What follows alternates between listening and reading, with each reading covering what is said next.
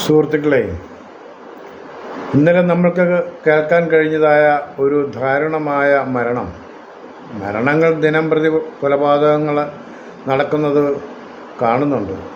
അതൊരു സമൂഹത്തിന് ദിനചര്യയായി മാറിക്കഴിഞ്ഞിരിക്കുകയാണ് കൊലപാതകങ്ങൾ. എന്നാൽ അതിന് വ്യത്യസ്തമായി ഇന്നലെ ഏറ്റുമാനൂർ ഒരു പോലീസ് ഉദ്യോഗസ്ഥൻ വളരെ മൃഗീയമായ രൂപത്തിൽ കൊല ചെയ്യപ്പെട്ടിരിക്കുകയാണ്. 44 വയസ്സുള്ളൊരു ഉദ്യോഗസ്ഥനെന്ന് പറയുമ്പോൾ അദ്ദേഹത്തിന് അത്യാവശ്യം ആരോഗ്യമുള്ള ഒരു വ്യക്തി തന്നെയായിരിക്കും തീർച്ചയായിട്ടും.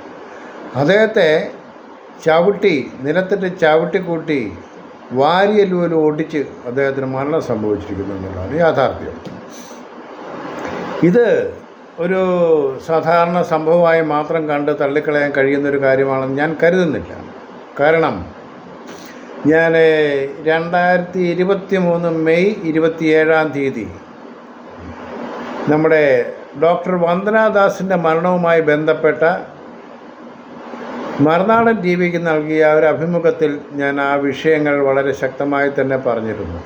പോലീസ് സേനയിലെ പരിശീലനത്തെ സംബന്ധിച്ചു, അതിൻ്റെ അപാകതയെ സംബന്ധിച്ചു, പോരായ്മകളെ സംബന്ധിച്ചും, അതിൻ്റെ ശക്തമായ പരിശീലനത്തിൻ്റെ ആവശ്യകതയെ സംബന്ധിച്ചും അതിനുള്ളതായ രൂപരേഖ അവർക്ക് മുന്നിൽ തന്നെ തെളിഞ്ഞു കിടക്കുന്നത് വേണ്ട വിനിയോഗം മാത്രം നടത്തിയാൽ മതി എന്നുവരെയും സൂചനകൾ നൽകി. വളരെ വ്യക്തമായ രൂപത്തിൽ തന്നെയാണ് ആ കാര്യങ്ങൾ ഞാൻ അവതരിപ്പിച്ചത്. നല്ല പരിശീലനം നൽകാനുള്ള സാഹചര്യങ്ങളും സമയവും എല്ലാം ഉണ്ട്.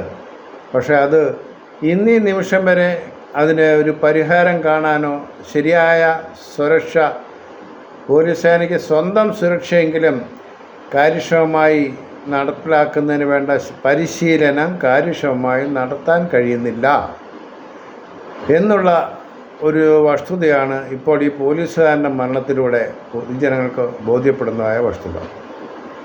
കാലങ്ങൾ എത്രയായി ഇത്തരത്തിലുള്ളതായ പ്രാകൃതമായൊരു പരിശീലനമായി നടക്കുന്നു. പോലീസ് ഇന്ന് സമൂഹം മയക്കുമരുന്നിന് അടിമയാണ്. സ്വാഭാവികമായും ഈ മയക്കുമരുന്ന് അതിനടിമയായി തീർന്നതായ വ്യക്തികൾ സ്വന്തം അമ്മയെ കൊല്ലുന്നു, അപ്പനെ കൊല്ലുന്നു, സഹോദരനെ കൊല്ലുന്നു, എല്ലാവരെയും കൊന്നൊടുക്കുന്ന ഈ കാലഘട്ടത്തിൽ അവിടെയെല്ലാം ഇടപെടേണ്ടതായ പോലീസ് ഉദ്യോഗസ്ഥർ എത്രയുണ്ട് കാര്യക്ഷമമായ കായിക പരിശീലനം നേടിയവരാകണം. ഇല്ലെങ്കിൽ അവരുടെ ജീവിതം തന്നെ നഷ്ടപ്പെടുന്ന അവസ്ഥയല്ലേ നിലവിലുള്ളത്. അതുകൊണ്ട് പോലീസ് ഡിപ്പാർട്ട്മെൻറ്റ്, ആഭ്യന്തര വകുപ്പ് വളരെ കർക്കശമായ ഒരു നിലപാട് സ്വീകരിച്ചുകൊണ്ട് പോലീസ് സേനയ്ക്ക് ശക്തമായ പരിശീലനങ്ങൾ നൽകണം. സുരക്ഷാ പരിശീലനങ്ങൾ, സ്വരക്ഷാ പരിശീലനങ്ങൾ അവർക്ക് നൽകണം. അത് വളരെ അപര്യാപ്തമാണ്. അങ്ങനൊരു സംഭവം അവിടെ നടക്കുന്നില്ല എന്ന് തന്നെ പറയാൻ പറ്റുന്ന ഒരു വ്യക്തിയാണ് ഞാനവിടെ പരിശീലനം നൽകിക്കൊണ്ടിരുന്നൊരു വ്യക്തി എന്ന നിലയിൽ. അത് ഇന്ന് വീണ്ടും ആ ഒരു കാര്യം പറയേണ്ടി വന്നതിൽ വാസ്തവത്തിൽ എനിക്ക് എന്നോട് തന്നെ അപമാനം തോന്നുകയാണ്. അത്ര കണ്ട് കാര്യക്ഷമമായൊരു അഭിപ്രായം നമ്മൾ പറഞ്ഞിട്ട് ഇന്നീ നിമിഷം വരെ അതിന് യാതൊരുവിധ നടപടിയും പോലീസ് സേന ഉദ്യോഗസ്ഥരിൽ നിന്ന്, തലപ്പത്ത് നിന്ന് ഉണ്ടായിട്ടില്ല എന്നുള്ളത് വാസ്തവത്തിൽ വളരെ അപലപനീയമാണ്. ഒരർത്ഥത്തിൽ നാണംകേടാണ്. ഒരു സേനയിലെ ഒരാൾ നാട്ടുകാരിലൊരു ഗുണ്ടയുടെ അടികൊണ്ട് കൊന്ന് ചാവേണ്ടി വരിക എന്ന് പറഞ്ഞു കഴിഞ്ഞാൽ സേനയ്ക്ക് അഭിമാനമായിട്ട് തോന്നുന്നുണ്ടെങ്കിൽ ഇങ്ങനെ തന്നെ തുടരാം. അതല്ല, ഒരു സേനാ അംഗവും ഇത്തരത്തിലുള്ളതായ കാപാലികന്മാരുടെ കൈകളാൽ മരണപ്പെടാൻ പാടില്ല എന്ന് ഉറച്ച തീരുമാനമെടുക്കാൻ തൻ്റെ ഇടമുള്ള ഉദ്യോഗസ്ഥരാരെങ്കിലും ഇന്ന് കേരള പോലീസുണ്ടെങ്കിൽ, ഈ ആഭ്യന്തര വകുപ്പിലുണ്ടെങ്കിൽ അടിയന്തരമായ പരിശീലന മുറകൾ ഉടൻ തന്നെ ആരംഭിക്കണം.